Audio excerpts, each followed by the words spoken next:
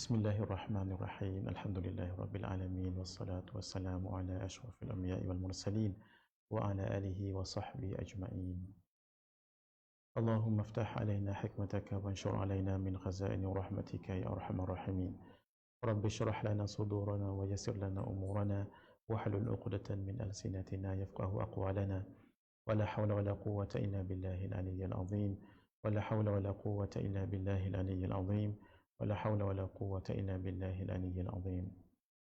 اللهم بارك لنا في شعبان وبلغنا رمضان وأعنا على الصيام والقيام وغض البصر وحفظ اللسان وقراءة القرآن يا رحيم يا رحمن يا كريم يا منان. اللهم ارزقنا ليلة القدر في هذه السنة وفي كل سنة وأعنا على قيامها وإحيائها برحمتك يا أرحم الراحمين. Sallallahu ala sayyidina Muhammad wa ala alihi wa sahbihi ajma'in walhamdulillahi rabbil alamin. Khairu ma uhaytum bihi tahiyatul islam wa tahiyatul islam assalam. Assalamualaikum warahmatullahi wabarakatuh. Wa marhaban bi wasiyatir rasulillah sallallahu alaihi wa alihi wa sahbihi wa baraka wa sallam.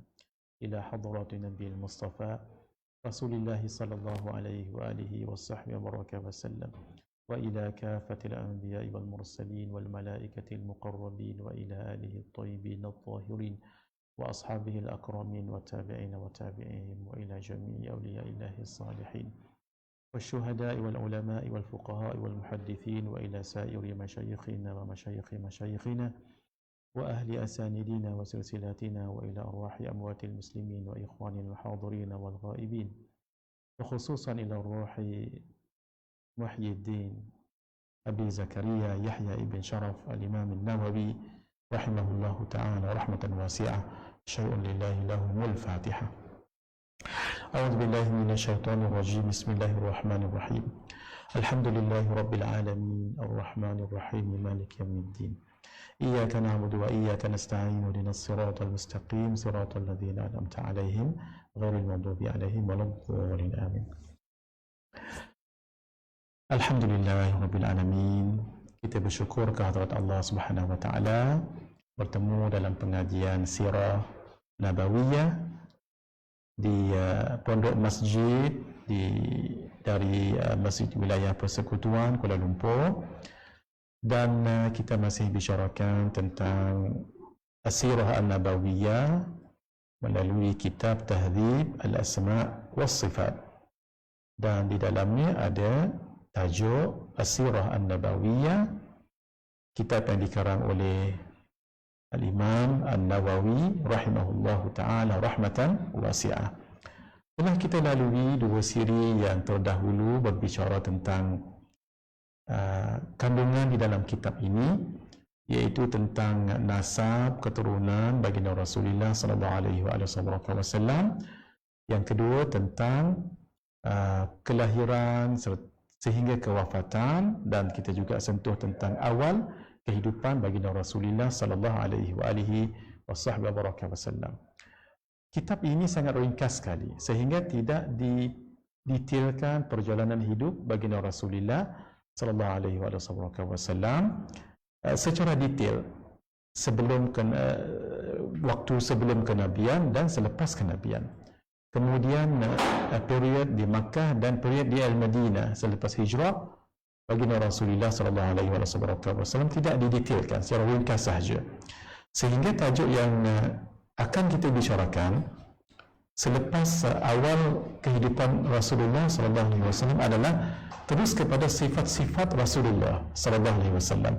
Jadi tidak didetailkan peristiwa-peristiwa, perkara-perkara yang berlaku dalam zaman kehidupan baginda Rasulullah sallallahu alaihi wasallam. Oleh kerana itu hadirin, sepatutnya hari ini kita akan bicarakan sifat-sifat baginda Rasulullah sallallahu alaihi wasallam. Kita tangguh dahulu untuk minggu seterusnya insya-Allah untuk kita detailkan peristiwa-peristiwa yang berlaku sebelum kenabian dan selepas kenabian, juga ketika Nabi di Makkah dan Al-Madinah, supaya dapat gambaran secara menyeluruh. Ya? Sebab di dalam kitab yang asal yang kita bicarakan ini, Tahdhib As-Sirah An-Nabawiyah, Al-Imam An-Nawawi tidak perincikan sesuai dengan nama Tahdhib hidup ini seperti ringkasan juga, seperti mukhtasar juga. Ya? Baik, mudah-mudahan kita lebih dapat gambaran yang lebih meluas dan umum tentang kehidupan Nabi SAW. Kita sediakan slide untuk tuan-tuan mengikuti dan menelusuri tarikh ataupun peristiwa-peristiwa yang berlaku pada tahun-tahun tertentu daripada zaman Nabi sebelum dilahirkan dan seterusnya. Bismillahirrahmanirrahim. Mari kita lihat sama-sama peristiwa sebelum kenabian. Ini Al-Faqir buat sendiri berdasarkan kitab-kitab sirah yang telah ditulis oleh para alim ulama. 2 bulan dalam kandungan itu berlaku peristiwa ayah Nabi, iaitu Sayyidina Abdullah bin Abdul Muttalib wafat. Beliau berniaga di Syam, kemudian balik daripada perniagaan itu, singgah di Madinah, dan di Madinah memang perkampungan dan keluarga beliau juga, Sayyidina Abdullah juga. Kemudian meninggal di situ, di Bani An-Najjar. Ketika itu Nabi baru berusia 2 bulan dalam kandungan ibunya Aminah. 50 hari sebelum kelahiran Rasulullah SAW berlaku peristiwa besar, iaitu serangan Raja Abrahah daripada Yaman. Sudah kita jelaskan dahulu, ini kita sekadar merangkumkan sahaja apa yang sudah kita sebutkan dan kita tambahkan peristiwa yang tidak disebutkan lagi. Pada tahun gajah inilah berlaku peristiwa besar yang menjadi rahmat kepada umat ini, kelahiran Sayyidul Wujud baginda Rasulullah sallallahu alaihi wa baraka wasallam. Bukan sahaja manusia bergembira dengan kelahiran ini, bahkan juga makhluk-makhluk yang besar.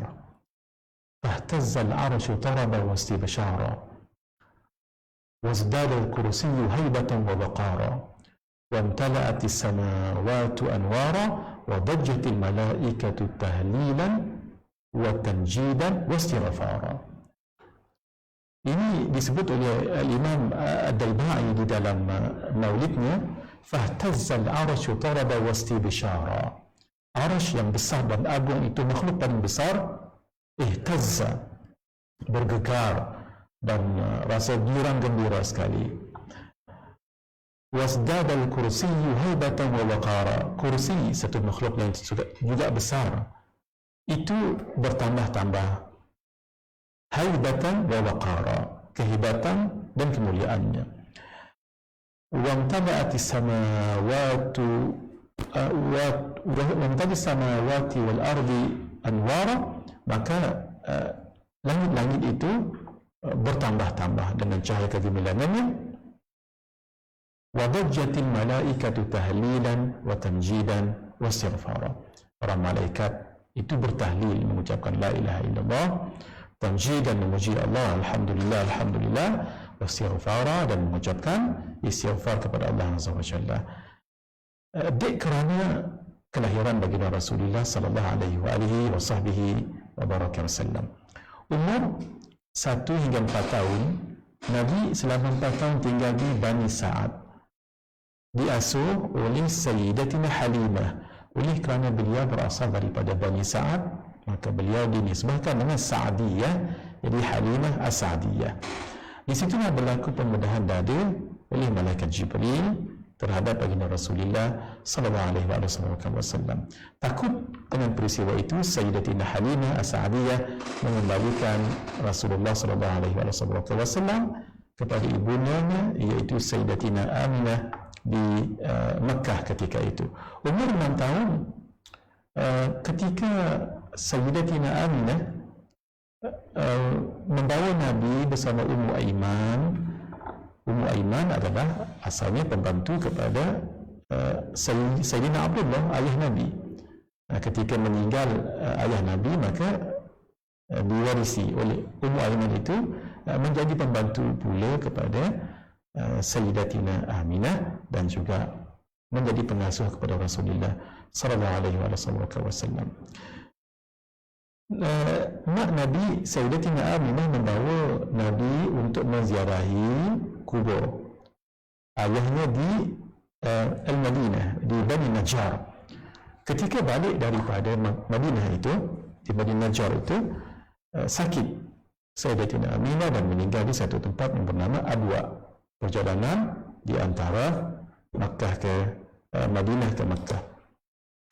Lalu ketika itu umur 6 tahun baginda dijaga oleh datuknya iaitu Abdul Muttalib. Umur 8 tahun, hanya 2 tahun, meninggal Sayyidina Abu Talib, meninggal, dan dijaga pula oleh pak saudara Nabi iaitu Abu Talib. Datuk Nabi punyai 12 orang anak. Abu Talib pula bukan seperti anak-anak yang lain punyai harta dan kekayaan, tetapi beliaulah yang dilihat oleh Abdul Muttalib, orang yang sangat kasih dan cinta pada Rasulullah sallallahu alaihi wasallam. Walaupun beliau orang yang bukanlah kaya seperti adik-beradik yang lain, tetapi Abdul Muttalib amanahkan untuk beliau menjaga Sayyidina Rasulullah sallallahu alaihi wasallam. Hidup bersama pak saudara, diasuh untuk menjadi orang yang berdikari, antaranya dengan mengembala kambing. Pada umur 12 tahun, Nabi SAW ikut rombongan perniagaan Abu Talib ke Syam. Sebab orang Arab memang nature-nya adalah berniaga. Kenapa mereka pergi ke Syam dan ke Yaman? Ini adalah inisiatif yang telah dibuat oleh datuk Nabi, iaitu Abdul Muttalib, untuk misi perniagaan dengan dua hala, rihlat asyita'i was-saif, perniagaan pada waktu musim sejuk dan musim panas. Ketika berlaku musim sejuk, mereka akan berniaga ke Yaman. Ketika berlaku di musim panas di Yaman, mereka akan berniaga ke Syam. Begitu ya, rihlat asyita'i was-saif. Sebab itu daripada datuk Nabi lagi perjalanan ini sudah ada dah. Jadi orang-orang Arab memang biasa berniaga di dua kawasan ini ataupun dua perjalanan perniagaan ini, iaitu di utara pergi ke Syam. Syam itu termasuklah Lebanon, Jordan, Palestin dengan Syria, dan ke sebelah bawah iaitu Yaman. Itu yang disebut rihlat asyita'i was-saif di dalam surah Quraisy itu. Baik, ketika di situ ini berlaku peristiwa yang menjadi titik tolak. Tahu ni orang tentang kenabian baginda Rasulullah sallallahu alaihi wasallam. Di situ ada seorang rahib yang bernama Buhairah. Ketika sampai di Syam di satu tempat yang bernama Busra. Kalau Basra itu di Iraq, kalau Busra itu di Syam. Dekat dengan Syam, berjumpa seorang rahib yang bernama Buhairah. Dan Buhairah ini melihat ada tanda kenabian yang ada pada Nabi SAW. Kecil ketika itu, umur 12 tahun. Kalau kita darjah 6 lah. Lalu dinasihatkan untuk bawa balik ke Makkah. Sebab orang Yahudi tak mahu Nabi yang akan datang itu dari keturunan selain Bani Israel. Kalau mereka tahu daripada keturunan Arab, mereka akan bunuh. Sebab itu Nabi kan orang Arab. Sebelum itu Nabi Ibrahim, Nabi Ismail, Nabi Yaqub, Nabi Sulaiman, Nabi Yusuf, itu semua keturunan Bani Israel. Baik, umur 15 tahun, Nabi sudah agak dewasa, ikut serta dalam peperangan Al-Fijar, membantu Quraisy melawan kabilah Qis Ailan. Dan ketika itu Nabi menyaksikan satu perjanjian namanya Hiflul Fudul. Bukan Hiflul Fudul. Kerana itu Nabi SAW sudah biasa terdedah dengan perjanjian sebegini dan peperangan sebegini. Ini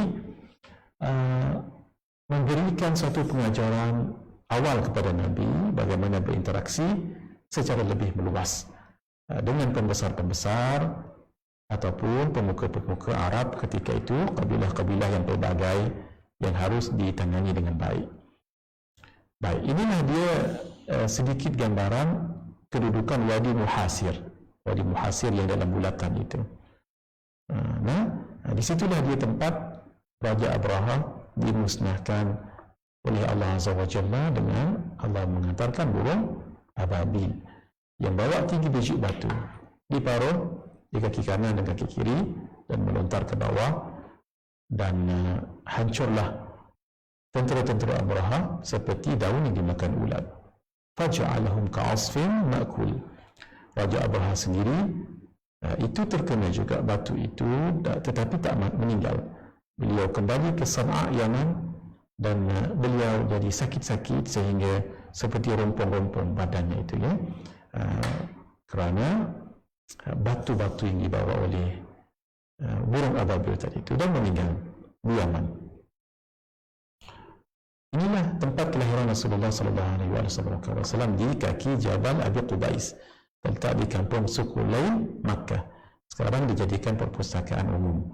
Dahulu di sini adalah Sya'ab, lembah Abu Talib yang 3 tahun Nabi diboikot oleh orang kafir Quraisy ketika itu.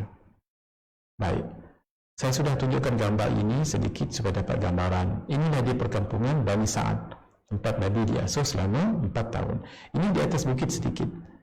Inilah dikatakan tempat rumah Sayyidatina Halimatus Sa'diyah. Dikatakan, wallahu a'lam bissawab, kalau tidak di sini pun di sekitar ini. Beginilah keadaan perkampungan. Begini, seolah-olah di zaman Nabi begitu, kering kontang, tidak ada sangat daun-daunnya, ya.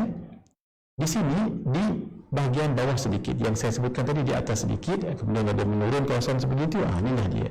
Dan pokok ini wallahu a'lam dikatakan pokok yang tempat Nabi bermain-main dengan kawan-kawan baginda Rasulullah SAW, dan di sini dikatakan dada Nabi dibelah yang kita bicarakan tadi. Wallahu a'lam bissawab. Kami sempat lagi berada di kawasan ini, dan 2 minggu setelah kami balik daripada umrah, dikatakan pokok ini telah ditebang dan ditumbangkan oleh kerajaan Saudi. Baik, ketika Nabi berumur 25 tahun, lagi sekali pergi ke Syam, kali asalnya kali ke-3 asalnya. Gitu. Kalau tadi kan pergi ke Syam dengan 4 saudara Nabi, kemudian selepas Muhammad, kali kedua ini betul. Kali ini bersama dengan Maisarah. Maisarah ini seorang lelaki, bukan perempuan. Adalah pembantu kepada Sayyidatina Khadijah Al-Kubra, seorang saudagar besar di bumi Makkah. Kalau nak cerita panjang, kita tidak punya masa, ya. Beliau ini sangat pelik dibandingkan dengan wanita-wanita lain ketika itu. Orang lelaki yang mengkontrol ataupun menguasai dunia perniagaan di Makkah ketika itu, tapi tidak beliau. Sebagai seorang yang punya nama, keluarga yang sangat terkenal dengan kebaikannya, dengan kedermawanannya, dengan ketinggiannya, dengan kemuliaannya, beliau menceburi bidang yang tidak diceburi oleh wanita-wanita kebanyakannya ketika itu. Beliau akhirnya menjadi seorang pedagang yang sangat berjaya. Beliau tidak ikut serta dalam perniagaan yang jauh-jauh, tetapi mengupah orang untuk bawa dagangan beliau, sehingga sampai kepada beliau berita tentang kejujuran baginda Rasulullah SAW. Lalu beliau amanahkan Maisarah bersama dengan Nabi SAW untuk bawa barang dagangan ke Syam, gitu, ya. Dan subhanallah, keuntungan yang berlipat kali ganda banding dengan orang-orang lain yang pernah diamanahkan oleh Sayyidatina Khadijah. Akhirnya subhanallah, ini menunjukkan kepintaran dan kebijaksanaan baginda Rasulullah SAW dalam perniagaan. Dan Sayyidatina Khadijah sebelumnya pernah pesan kepada Maisarah, perhatikan apa yang dibuat oleh Nabi sepanjang perjalanan, sepanjang perniagaan. Maisarah melihat memang kejujuran Nabi, keikhlasan Nabi berniaga, akhlak yang mulia, tidak menjerit-jerit ketika berniaga. Barang ini saya beli dengan kos sedemikian, Kalau tuan nak beli berapa harga pun silakan, tapi biar saya ada untungnya. Begitu. Tidak bersumpah palsu, tidak bercakap bohong, tidak, dengan penuh kejujuran. Di samping peristiwa-peristiwa yang dilihat oleh Maisarah yang ajaib bagi beliau, iaitu antaranya ketika Nabi berjalan di mana pun ada seperti awan yang menaungi baginda, sehingga ketika orang lain kepanasan, Sayyidina Rasulullah SAW tidak. Itu antaranya. Jadi semakin terpikatlah Sayyidatina Khadijah dengan Rasulullah SAW yang ketika itu berumur 25 tahun. Sayyidatina Khadijah berumur 40 tahun dan sudah berkahwin 2 kali sebelumnya. Antaranya adalah dengan Abi Halah. Sebab itu Abi Halah ini punya anak yang bernama Hind ibn Abi Halah. Hind bin Abi Halah inilah nanti yang disebutkan di dalam kitab Syama'il Muhammadiyah, yang Sayyidina Al-Husain ingin nak tahu tentang bentuk, rupa tubuh, sosok tubuh tuknya, iaitu baginda Rasulullah SAW. Dan Sayyidina Hind bin Abi Halah ini disebut sebagai Al-Wassaf. Al-Wassaf, orang yang boleh mensifatkan seseorang tepat. Seperti kalau di dalam anggota keselamatan polis umpamanya, ada orang yang ada yang boleh melukis seseorang dengan gambaran, walaupun tidak tepat tapi hampir-hampir. Kita ceritakan sahaja seorang penjenayah itu umpamanya matanya begini, dia pun lukis, hidungnya begini, dia pun lukis, matanya begini, walaupun tak nampak. Jadi itu namanya wassaf. Tapi beza sedikitlah kalau wassaf ini orang yang sudah melihat. Kalau orang polis tadi dia tak lihat, gitu ya. Baik, lebih kurang wassaf itu satu kelebihan yang Allah berikan pada seseorang yang boleh mentausif, boleh menggambarkan orang itu bagaimana. Itulah dia nanti Hind ibn Halah, anak kepada Sayyidatina Khadijah Al-Kubra. Baik, lalu berkahwinlah Sayyidatina Khadijah dengan Rasulullah SAW. Jadi ketika itu Nabi meneruskan perniagaan. Perniagaan siapa? Perniagaan isterinya, iaitu Sayyidatina Khadijah. Sebab itu tuan-tuan tengok nanti gambar di rumah Sayyidatina Khadijah dengan Rasulullah SAW di Makkah. Di samping ada bilik-bilik, ada ruang besar di depan rumah mereka. Di situlah tempat diletakkan barang-barang perniagaan. Baik, terus menerus Nabi menghabiskan masanya dengan memperdagangkan ataupun berniaga barang isteri baginda Rasulullah SAW. Berlalu 10 tahun, umur Nabi 35 tahun, berlaku peristiwa perbalahan antara ketua-ketua kabilah Arab untuk meletakkan Al-Hajarul Aswad ke tempat asalnya. Sebab kita tahu Kaabah itu didirikan oleh Nabi Adam AS, runtuh ketika banjir pada zaman Nabi Nuh AS.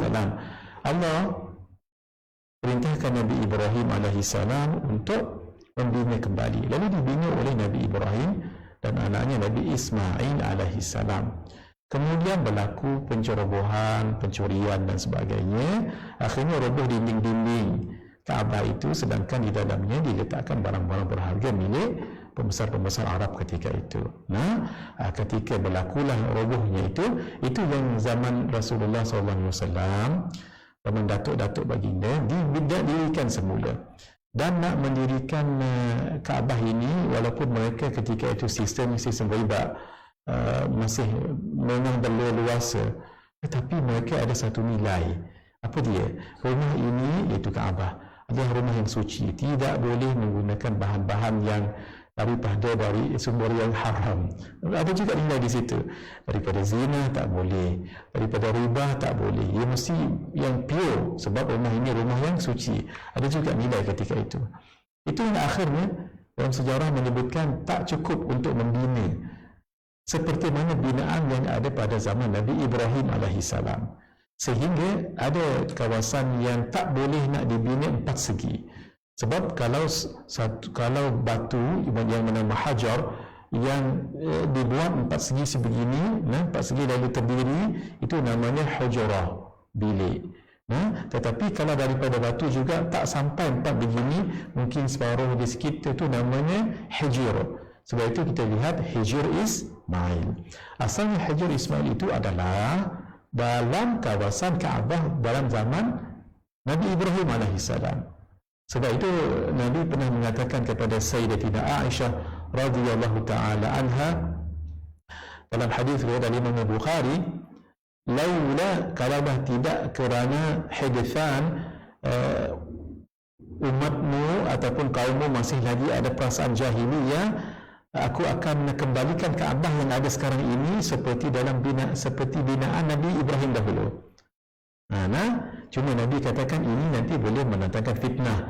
Sebab itu kekallah apa yang dibina sekarang ini sampai sekarang ini. Kalau tidak, Nabi akan kembalikan. Bermaksud Hijr Ismail itu akan masuk balik ke dalam 4 segi Kaabah yang asalnya itu. Tapi Nabi tidak lakukan untuk jangan timbulkan fitnah lagi. Sebab kaum Sayyidatina Aisyah merujuk kepada pembesar-pembesar Quraisy ketika itu yang masih lagi kuat dengan sentimen perkauman dan sebagainya. Baik, siapa yang menerangkan ini?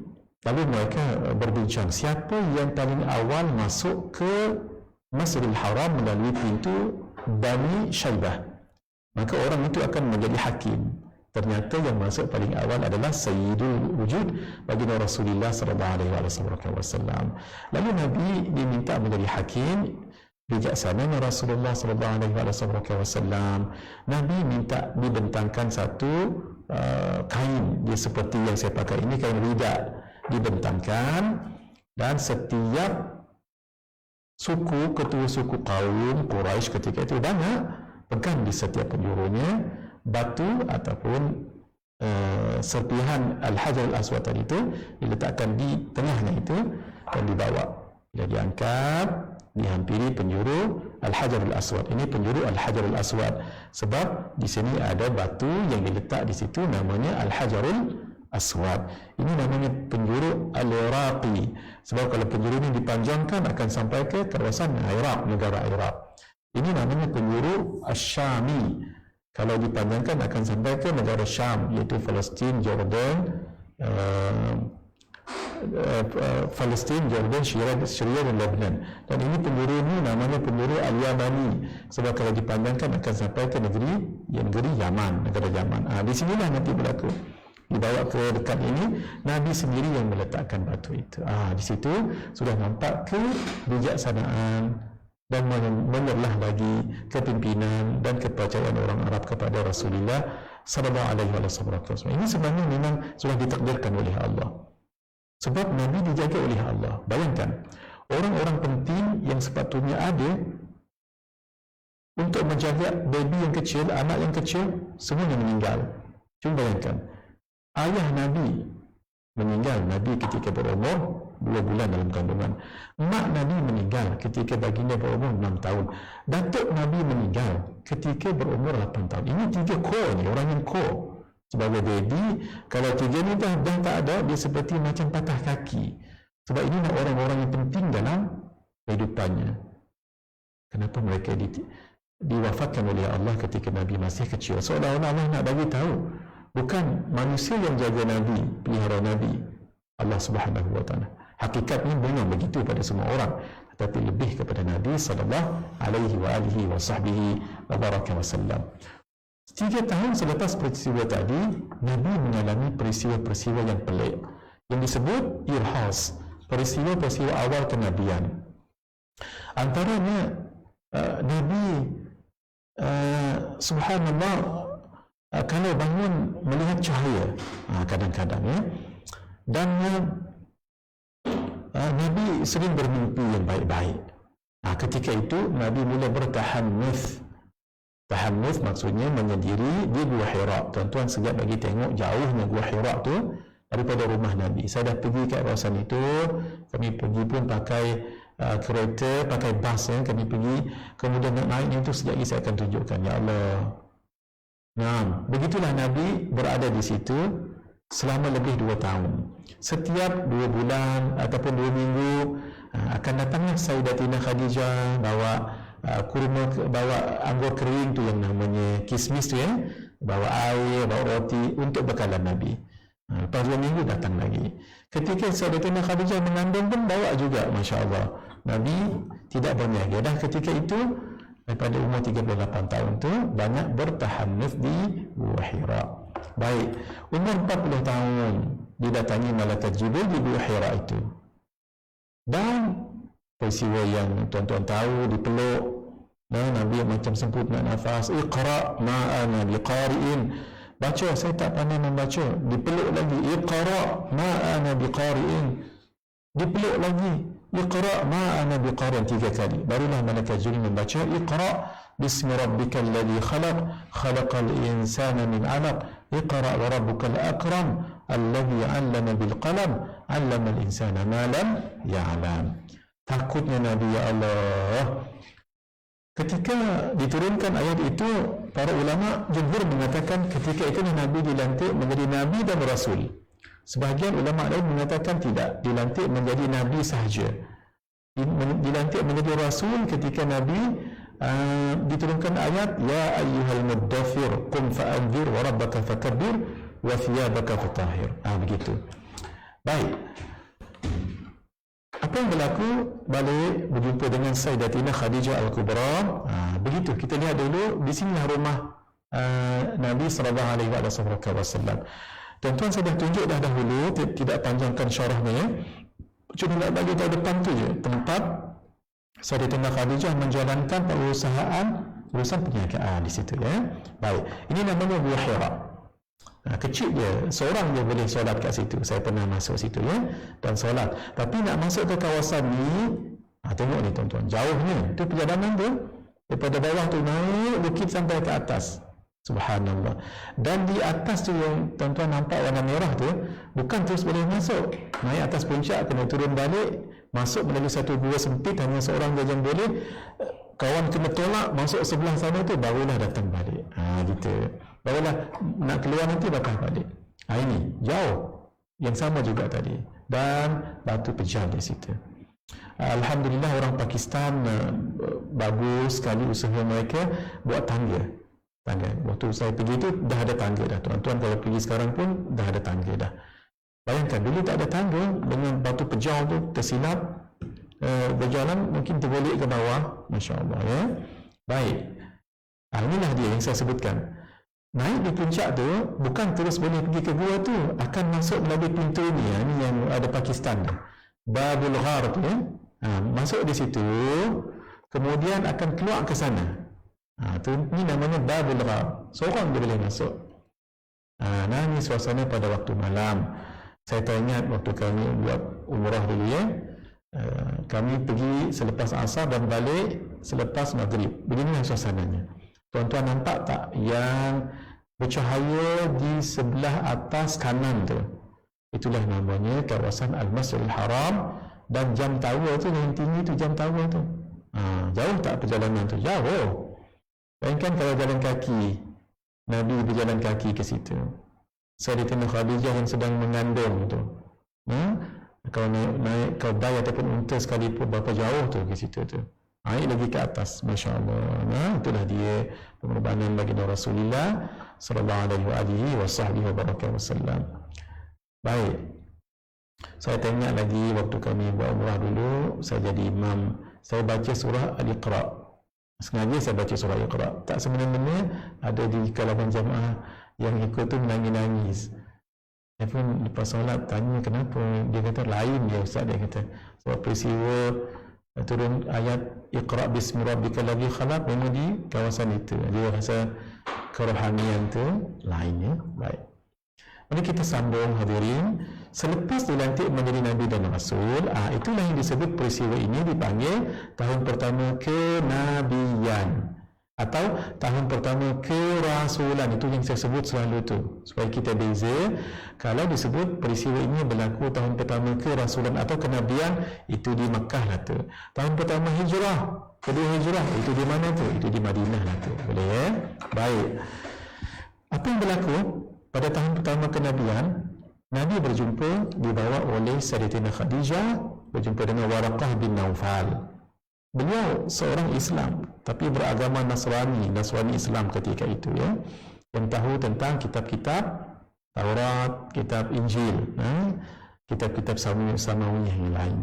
Kemudian selepas itu berlaku peristiwa wahyu kedua turun. Ya ayyuhal muddathir qum fa'anzir wa rabbaka fakabbir. Itulah sebahagian ulama mengatakan ketika itu Nabi dilantik menjadi Rasul. Tetapi pendapat yang lebih kuat, Nabi dilantik menjadi Nabi dan Rasul sekaligus, ya. Dakwah sembunyi secara sir selama 3 tahun. Itulah di dalam kitab Syama'il. Antara hadis pertama menyebutkan Nabi berada di Makkah 10 tahun, di Madinah 10 tahun. Kenapa Nabi disebut 10 tahun berada di Makkah? Itu tidak termasuk 3 tahun dakwah sir. Sebab itu disebut 10 tahun. Pendapat pertama. Pendapat kedua, orang Arab kalau nombor 13 tak disebut 20 ataupun 15, masuk saja 10. Jadi bundarkan kepada yang lebih dekat. Sebab itu kitab Syama'il itu mesti dibaca dengan syarah dia. Yang dibaca dengan sendiri-sendiri, takut nanti difahami sendiri, akhirnya hakikatnya tidak sebegitu. Yang masuk Islam orang-orang yang terdekat, Sayyidatina Khadijah yang pertama, yang kedua Sayyidina Abu Bakar, kemudian Sayyidina Ali. Ada yang mengatakan Sayyidina Ali dulu baru Sayyidina Abu Bakar, sebab Sayyidina Ali dan Sayyidina Zaid bin Harithah itu berada di dalam rumah Nabi menjadi anak angkat Nabi. Dikatakan begitu. Kemudian seterusnya yang lain memeluk agama Islam. Maksudnya yang 4 yang awal, Sayyidatina Khadijah, Sayyidina Ali dan Sayyidina Zaid bin Harithah yang berada di rumah Nabi, dan Sayyidina Abu Bakar orang kepercayaan dan sahabat dekat Rasulullah sallallahu alaihi wasallam. Selepas seminggu melalui Sayyidina Abu Bakar, 6 pembesar Quraisy memeluk Islam. Ini bukan orang calon orang. Sayyidina Uthman bin Affan, Sayyidina Talha bin Ubaidillah, Sayyidina Zubair bin Al-Awwam, Sayyidina Abdurrahman bin Auf, Sayyidina Sa'ad bin Abi Waqqas, Sayyidina Abu Ubaidah bin Al-Jarrah. Kemudian rumah Al-Arqam bin Abi Al-Arqam jadi pusat dakwah. Gitu, ya. Ketika itu dilahirkan Sayyidatina Fatimah Al-Batul Az-Zahra. Al-Batul sebab beliau dikatakan tidak keluar haid sepanjang hidupnya. Ini disebut di dalam kitab, antaranya Al-Bujayyah dan Al-Khatib dan kitab-kitab yang lain. Dan Al-Batul kerana kuatnya ibadah Sayyidatina Fatimah. Wa tabattal ilaihi tabtila. Itu. Kuatnya beribadah kepada Allah SWT. Dipanggil Az-Zahra. Az-Zahra maksudnya yang selamat. Sebab beliau dan Ahlul Bait diselamatkan oleh Allah SWT daripada api neraka. Dan orang-orang yang dekat dan salih kepada Allah. Tahun ketiga kenabian, umur Nabi 42 tahun, dakwah terbuka. Ketika turunnya ayat wa anjur ashiratakal aqrabin, dan bagilah peringatan kepada ahli keluargamu yang dekat. Lalu Nabi pun mulakan dakwah secara dekat dengan ahli keluarga dahulu, mengumpulkan mereka di Bukit Safa. Di Bukit Safa. Bukit Safa dulu di zaman jahiliyah tak boleh orang yang naik di atasnya itu. Ada seorang budak disuruh untuk menjaga. Sehingga siapa yang naik dengan sembarangan boleh dibunuh. Sebab di Bukit Safa itu hanya orang tertentu sahaja yang boleh naik, sebab mana-mana pengumuman yang besar-besar akan diumumkan di atas Bukit Safa. Kematian tokoh ke, pelantikan seorang tokoh ke, perjanjian ke, di situ. Lalu Nabi berdakwah di situ, mengumpulkan kaum-kaum yang terdekat, keluarga Nabi, dan Nabi menyuruh kepada Islam. Bermula penentangan dan penyiksaan oleh kufar Quraisy terhadap Rasulullah SAW dan orang-orang Islam. Tahun kelima kenabian, umur Nabi 44 tahun. Oleh kerana penyiksaan yang amat kuat, maka berlakulah hijrah pertama ke Habasyah dengan 11 lelaki, 4 perempuan, diketuai oleh Sayyidina Uthman bin Affan dan Sayyidatina Ruqayyah, isteri beliau, dan lain-lain. 3 bulan balik semula. Kemudian masih berlaku penentangan itu, hijrah yang kedua pula ke Habsyah yang sama. Kali ini lebih ramai. Dikatakan oleh Sayyidina Ja'far bin Abi Talib dan yang lain-lain. Kemudian lahir Sayyidatina Aisyah radhiyallahu taala anhu ketika itu. Berlaku penyiksaan kepada sahabat-sahabat Nabi yang terkenal, kepada Sayyidatina Sumayyah, ibu kepada Sayyidina Ammar bin Yasir,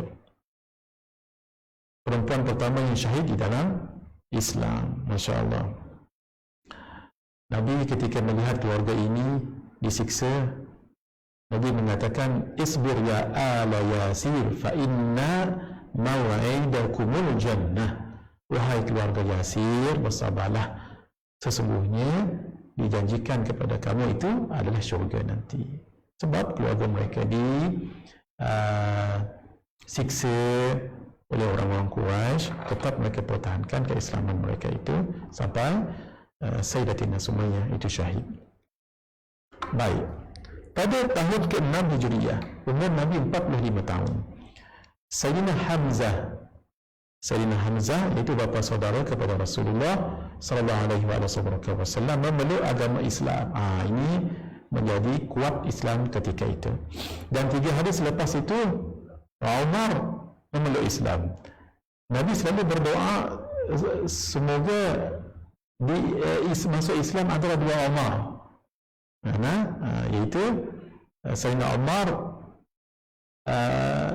Umar Ibn Khattab, akhirnya masuk Islam, Masya Allah ya. Dan orang Islam lebih berani praktikan Islam sebab Sayyidina Umar memang terkenal, malah beliau antara orang yang kuat juga memusuhi Nabi dan Islam sebelum menerima hidayah. Tuan-tuan tahu cerita adik beliau yang telah masuk Islam, beliau dengar dan marah-marah, lalu ketika dibaca ayat Taha itu, lalu lembutlah hati Sayyidina Umar bin Khattab radhiyallahu taala anhu. Pada tahun ke-7 Hijriyah, ke-7 kenabian, Nabi berumur 46 tahun atau 47 tahun, dia kurang begitu. Berlaku pemboikotan terhadap Bani Hashim dan Bani Abdul Muttalib 3 tahun. Berada di mana? Di lembah Sya'ab Abi Talib yang kita bicarakan tadi itu. Tahun ke-8 Hijriyah ataupun kenabian, berlaku penurunan surah Rom, iaitu Walibatul Rom. Ketika orang Farsi dan orang Rom itu berperang, maka dimenang oleh orang Rom. Dan Nabi sangat suka kalau orang Rom itu menang. Baik. Kemudian tahun ke-9, maksudnya tahun ke-7, 8, 9, kan 3 tahun tu, boikot tamat. Dan berlaku satu peristiwa, iaitu insyiqaqul qamar, mukjizat bulan terbelah 2. Pada tahun ke-10 kenabian, umur Nabi 49 tahun, Sayyidina Abu Talib, iaitu Abu Talib, bapa saudara Nabi SAW, wafat. Ini khilaf di kalangan ulama. Ada yang mengatakan beliau meninggal dalam keadaan Islam, ada yang mengatakan tidak di dalam Islam. Masya Allah. Ala kulliha Imam Jalaluddin As-Sayuti ada menulis tentang keislaman Abu Talib ini, dan ulama-ulama yang lain. Ini bukan tajuk perbahasan. Saya juga ada menulis tentang ini di dalam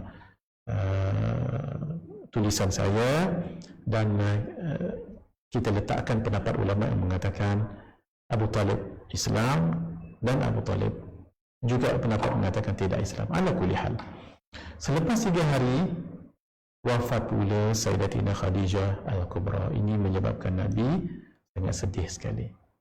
Nah, kenapa? Orang kafir Quraisy tidak berani nak mengapa-apakan Nabi ketika adanya Abu Talib. Sebab Abu Talib itu sangat disegani. Tapi ketika Abu Talib telah wafat, meninggal dunia, mereka berani malah mengasari tubuh badan Nabi SAW. Kemudian meninggal pula orang yang banyak finance Nabi dalam dakwah, Sayyidatina Khadijah. Itu yang Nabi sangat-sangat sedih. Tahun itu disebut dengan Amul Huzni, tahun duka cita.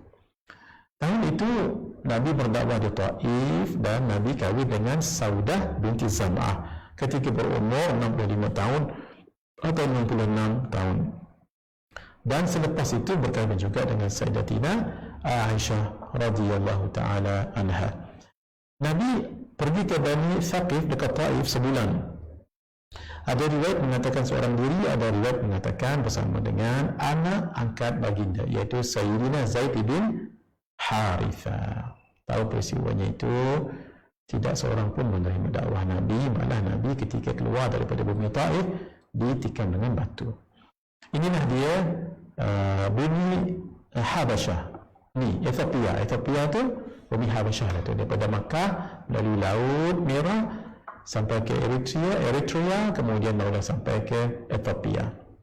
Itu namanya Habasyah. Baik. Pada tahun ke-11 kenabian, Rasulullah SAW mula menampakkan diri di khalayak ramai. Tadi menyeru secara terang-terangan, tapi ini lebih kepada khalayak ramai. Berdakwah ketika musim haji dan sebagainya. Dan berlaku peristiwa 9 jin daripada Nasibah di Syam datang jumpa Nabi dan beriman. Itu yang disebutkan di dalam surah Al-Jin. Surah Jin tu menceritakan tentang jin mendengar kalam Nabi sallallahu alaihi wasallam, lalu mereka pun beriman kepada risalah baginda Rasulullah sallallahu alaihi wasallam. Tahun ke-12 Hijriah, ketika Nabi umur 51 tahun atau 52 tahun, berlaku peristiwa Isra dan Mi'raj yang sangat besar itu. Dan berlaku perjanjian Aqabah yang pertama, 12 orang Ansar beriman pada musim haji. Tahun ke-13 kenabian, umur Nabi 52 atau 53 tahun, berlaku perjanjian Aqabah yang kedua, iaitu 73 orang lelaki dan 2 orang perempuan beriman. Nabi melantik 12 naqib untuk pergi ke Al-Madinah, untuk dahulu mengajar orang Madinah di situ tentang Islam. Masya Allah, tabarakallah. Sehingga ini sangat cantik lagi sekali ketika Nabi sendiri datang hijrah dan Nabi mendengar suara-suara Al-Quran dibaca di rumah orang-orang Ansar di Al-Madinah. Ketika itu juga, ketika di Makkah ada rancangan membunuh Nabi SAW. Nabi ketika itu berhijrah ke bumi Madinah atas perintah Allah Subhanahu wa Ta'ala. Banyak sangat ujian dan bebanan Rasulullah SAW. Saya tengok buku-buku sejarah dan saya cuba untuk buat rumusan. Ini yang boleh kita buat, iaitu pertama sekali, Nabi dituduh sebagai seorang tukang sihir. Tak cukup dengan itu sebagai seorang bomoh, tak cukup dengan itu sebagai seorang penyair, dan kemuncaknya dituduh sebagai orang yang gila. Kedua, Nabi dihina, abtar, yang tidak ada keturunan. Orang tu mengatakan Nabi kahwin dengan Sayyidatina Khadijah tidak ada keturunan, memang tidak ada lahir lagi waktu tu anak. Lalu sedih Sayyidatina Khadijah. Allah Subhanahu wa Ta'ala pertahankan Nabi. Itu kemuliaan Nabi, yang khususiat Nabi. Allah mengatakan, inna a'tainakal kautsar fasalli li rabbika wanhar inna syani'aka huwal abtar. Sesungguhnya orang yang mengatakan kamu abtar, itulah yang abtar, yang tidak ada keturunan. Allah pertahankan Nabi, luar biasa sekali. Dan ketika itu ada mereka nak mengejek Nabi menyanyi ketika Nabi solat atau ketika membaca Al-Quran. Itu termasuk ke si itu Al-Quran tu. Baik. Mereka mendakwa Al-Quran adalah mimpi Nabi, ciptaan Nabi, ajaran manusia, ajaran buhaira, bukan daripada Allah. Mereka menghalang Nabi ketika hendak solat. Malah mereka sakiti hati Nabi. Ubay bin Khalaf umpamanya menghancurkan tulang belulang, tabur ke angin yang bertiup supaya kena kat Nabi. Allah, angin itu bertiup ke arah Nabi. Umayyah bin Khalaf mengumpat dan mencela setiap kali lihat Nabi. Ada yang melempar isi perut kambing ketika Nabi solat, menangis Sayyidatina Fatimah dibuatnya. Beliaulah yang membersihkan baju pakaian ayahandanya yang tercinta itu. Iaitu Nabi sangat sayang kepada Sayyidatina Fatimah walaupun selepas berkahwin dengan Sayyidina Ali radhiyallahu taala anhu wa karramallahu wajhahu alaihi salam. Ada yang memasukkan bangkai ke dalam periuk ketika Nabi memasak, ya salam. Menyusuri tubuh badan Nabi ini berlaku selepas kewafatan Abu Talib. Menghalang dan mengusir orang yang hendak mendengar Al-Quran dan nak mengaji. Menyiksa orang yang memeluk Islam, memboikot di lembah Abi Talib selama 3 tahun, dan kemuncaknya merancang untuk membunuh Nabi sallallahu alaihi wasallam. Kita lihat sedikit gambaran tentang Gua Hira. Ini bukan Gua Hira, Gua Thur.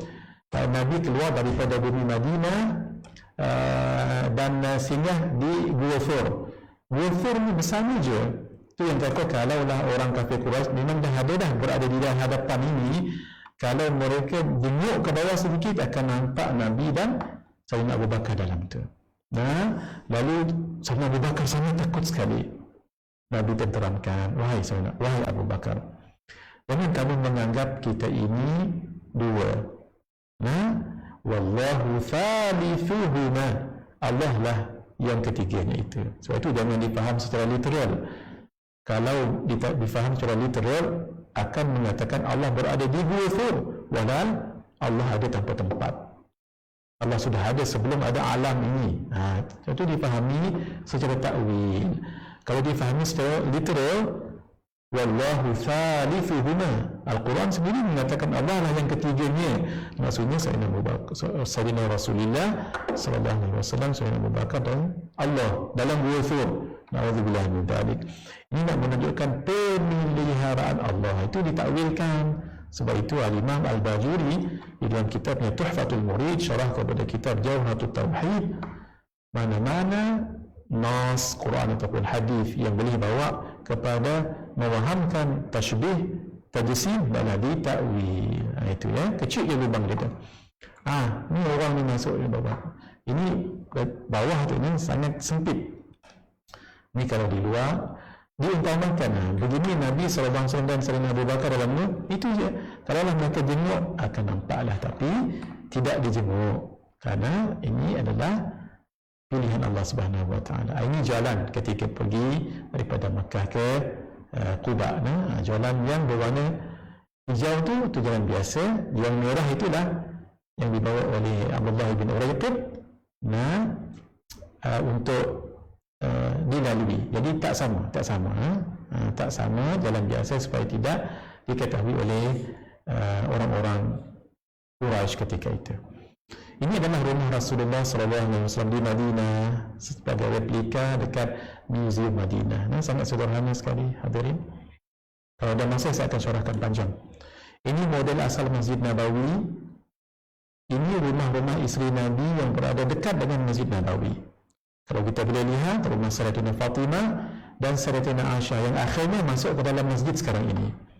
Rumah Sayyidatina Hafsah, Sayyidatina Ummu Salamah, rumah Sayyidatina Sauda, Sayyidatina Zainab binti Khuzaimah, Sayyidatina Zainab binti Jahash, Sayyidatina Juwairiyah. Cuma yang hujung saya itu saya tak pasti apakah rumah itu Sayyidatina Ummu Habibah atau Sayyidatina Safiyah, saya tak pasti itu.